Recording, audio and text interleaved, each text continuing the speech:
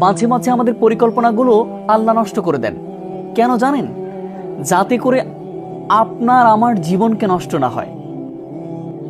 আমরা আমাদের জীবনে একটা জিনিস অনেক মন দিয়ে চেয়েছি, আল্লাহ আমার এটা দেন, এটা আমাকে দিতেই হবে, আল্লাহ আমার এই স্বপ্নটা আমাকে বাস্তবায়ন করে দিতেই হবে। কিন্তু পরে দেখা যায় এই স্বপ্নটা বাস্তবায়ন হচ্ছে না। কিন্তু আমরা তখনই নিজের জীবনটাকে ভেঙে ফেলাই দিই, তখনই আমাদের জীবনটাকে থমকে দিই, আমাদের জীবনটা নিয়ে হতাশ হয়ে যাই।